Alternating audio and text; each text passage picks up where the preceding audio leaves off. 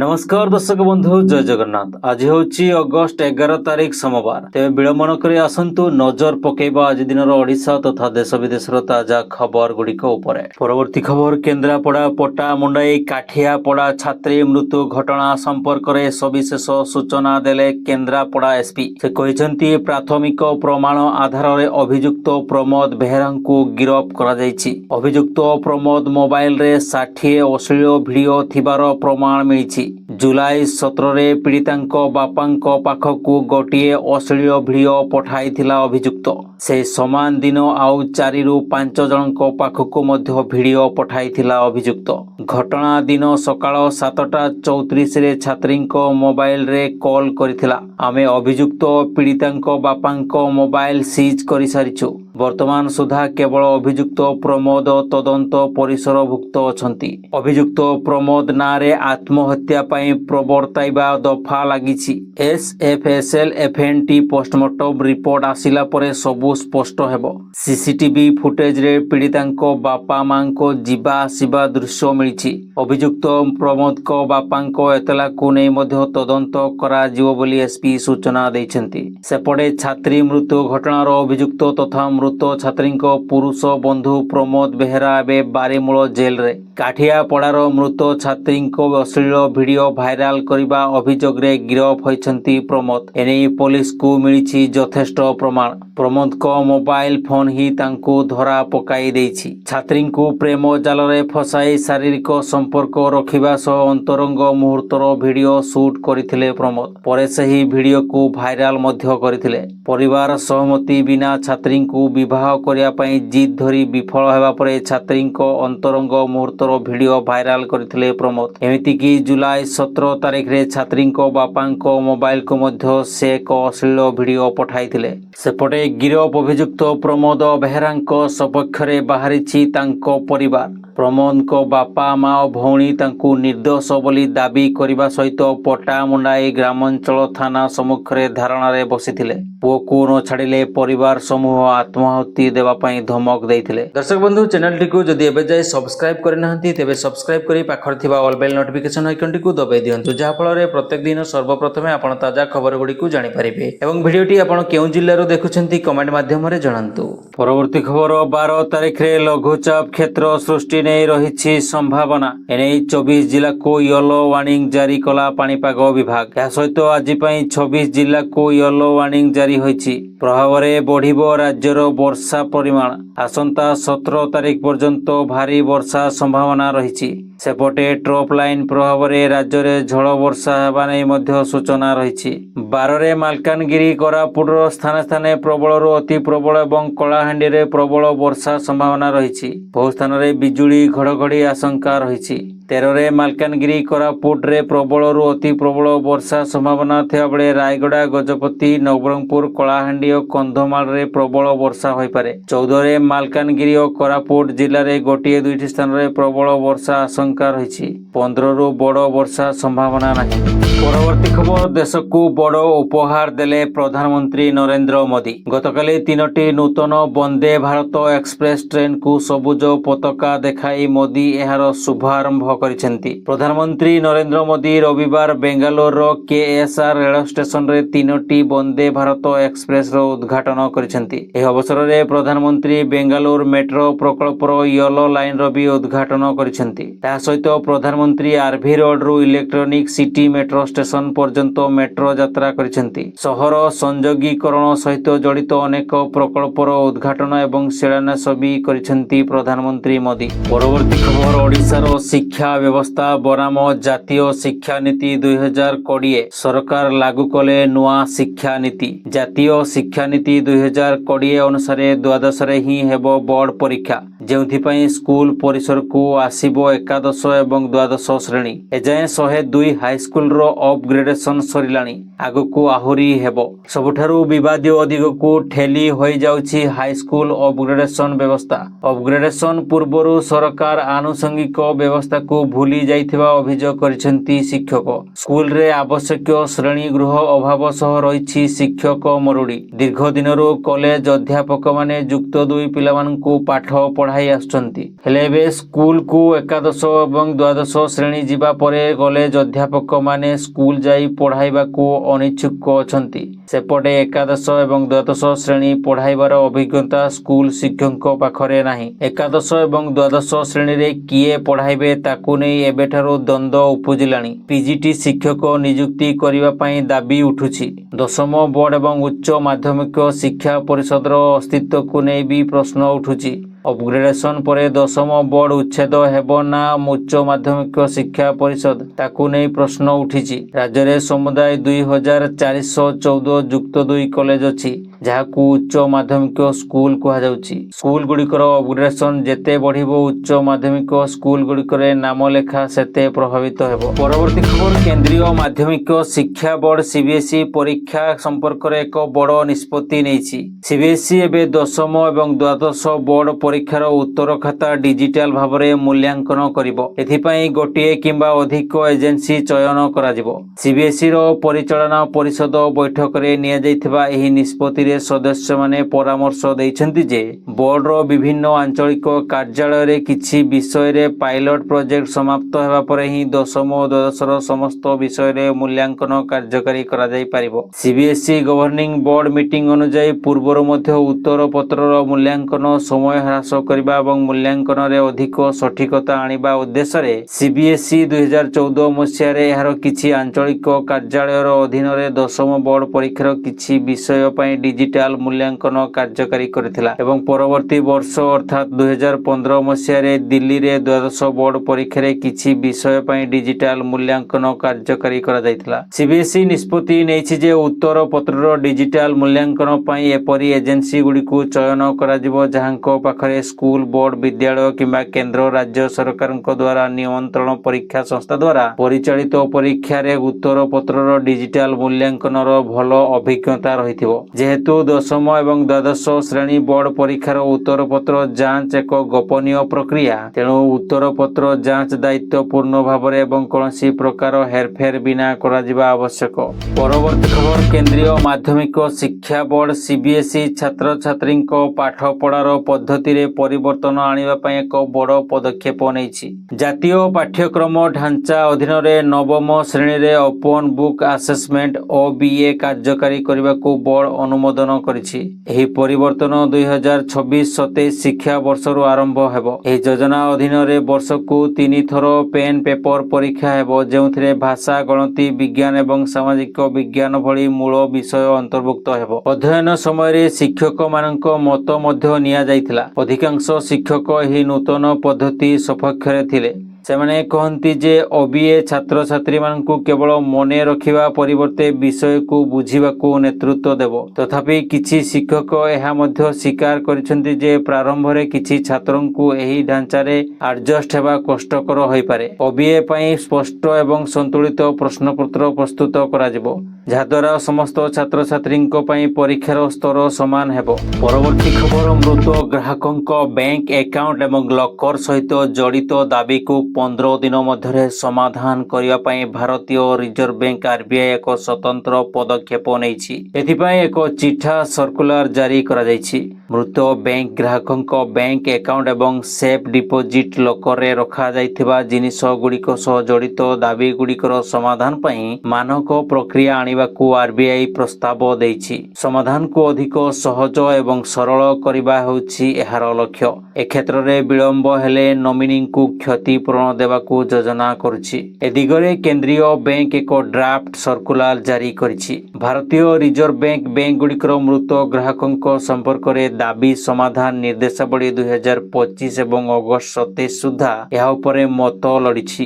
Bank ଦାବି ଏବଂ ଅନ୍ୟାନ୍ୟ ଡକୁମେଣ୍ଟ ଗ୍ରହଣ କରିବା ପାଇଁ ମାନକୀକରଣ ଫର୍ମ ବ୍ୟବହାର କରିବ ବୋଲି ଡ୍ରାଫ୍ଟରେ କୁହାଯାଇଛି। ଦାବି ସମାଧାନରେ ବିଳମ୍ବ ହେଲେ କ୍ଷତିପୂରଣ ମଧ୍ୟ ପ୍ରଦାନ ବ୍ୟବସ୍ଥା କରାଯାଇଛି। ड्राफ्ट रे कहा जाइछि जे जदि जणे व्यक्ति को जमा अकाउंट किंबा लकर पई नॉमिनी करा जाय तबे तांकू परिचय एवं ठिकाना जांच पई दाबी फॉर्म मृत्यु प्रमाण पत्र एवं नॉमिनी को आनुष्ठानिक भाबरे वैध डॉक्यूमेंट दाखल करबाको पड़िबो। परवर्ती खबर कांग्रेस सांसद तथा विरोधी दल नेता राहुल गांधी भोट चोरी विरोध रे एक मोर्चा खोलिछंती। एने से एक वेबसाइट लॉन्च करछंती। या सहित निर्वाचन प्रक्रिया रे हेउथबा गड़बड़ विरोध रे अभियान रो शामिल हेबाकू जनता को अपील करिसेंती। वेबसाइट सह टोल फ्री नंबर जारी करिछि कांग्रेस। एही लड़ाई लोकतंत्र रक्षा पाई बोली सोशल मीडिया प्लेटफॉर्म एक्स रे कहिसेंती। राहुल को पोस्ट रो कमेंट बॉक्स रे किछि लोक तांकू समर्थन करिथिबा देखिबाकू मिलिछि। सोशल मीडिया प्लेटफॉर्म एक्स रे राहुल गांधी कहिसेंती भोट चोरी एक व्यक्ति एक भोटर मौलिक गणतांत्रिक नीति उपरे आक्रमण। स्वाधीन एवं निरपेक्ष निर्वाचन पई स्वच्छ भोटर तालिका आवश्यक रहिछि। निर्वाचन कमिशन कोठारो आमर दाबी स्पष्ट स्वच्छता देखांतु एवं डिजिटल भोटर तालिका को सार्वजनीन करंतु जहा द्वारा जनसाधारण एवं राजनैतिक दल गुड़िक निजे एहाकू ऑडिट करि परिबे। आपण भी आम सहित जोड़ी होई रही परिबे। ए दाबी को समर्थन करंतु बोली कहिसेंती। कांग्रेस नेता राहुल गांधी को अभियोग परे निर्वाचन आयोग तांको एक सत्य पाठ मागिथिले। याकू बीजेपी प्रवक्ता अमित मालवीय शेयर करछंती। से कहिसेंती जदि राहुल गांधी तांको विश्वसनीयता को महत्व देउछंती तेबे तांको सही अयोग्य मतदातांको नाम सामना को आनिबा को पड़िबो जेउथिरे दाबी होईछि कि मतदाता सूची रे रहिछि। भोट पंजीकरण नियम 1960 23(3)B अधीन रे एहा अवैध। परवर्ती खबर 2 दिन हेला मुख्यमंत्री कोरापुट गस्तरे थिया बेले गंजाम रे डेरा पकाइछंती केंद्र मंत्री धर्मेंद्र प्रधान। अन्यपटे प्रभाती परिडा गतकाली नवरंगपुर जिल्ला रे विभिन्न कार्यर समीक्षा करिसेंती। शनिवार अधराती पर्यंत लोकंको अभियोग सुनिबा परे द्वितीय दिन रे कोरापुट को बड़ भेटी देइछंती मुख्यमंत्री। शहीद लक्ष्मण नायक मेडिकल कॉलेज हॉस्पिटल रो 650 शଯ୍ୟା विशिष्ट नूतन कोठार उद्घाटन करिसेंती। हॉस्पिटल रे चिकित्सा पई कोन सुविधा रहिछि तार अनुध्यान करिसेंती। तापरे डीएवी कॉलेज ग्राउंड रे आयोजित सभा रे जोग देई बड़ घोषणा करिसेंती। कहिसेंती कोरापुट पछरे जोड़ा जाइथिबा पछुआ जिल्ला को हटा जिवो। नुआ सकाळ देखिबो कोरापुट जिल्ला। नवरंगपुर भद्रक ढेंकानाल जगतसिंहपुर रे आउ 4टी मेडिकल कॉलेज खोला जिवो। समावेश परे 4 जिल्लार जिल्लापालଙ୍କ सह बैठक करिसेंती मुख्यमंत्री। सेपटे केंद्र शिक्षा मंत्री धर्मेंद्र प्रधान गंजाम गस्तरे द्वितीय दिन रे विभिन्न कार्यक्रम रे जोग देइछंती। आईआरआई ठारे लुणी पानीरू मधुर जल प्रकल्प को उद्घाटन करिसेंती। छत्रपुर रे अनुष्ठित गरीब कल्याण और विकास समावेश रे जोग दे विकासर तालिका देइछंती। राज्य और केंद्र सरकार को बहु जनहितकर योजना किभली कार्यकारी करा जाउछि ताहा विस्तृत भावे रखिछंती। अन्यपटे पूर्व सरकार समय गंजाम को अणदेखा करा जाइथिला कही कटाक्ष करिसेंती।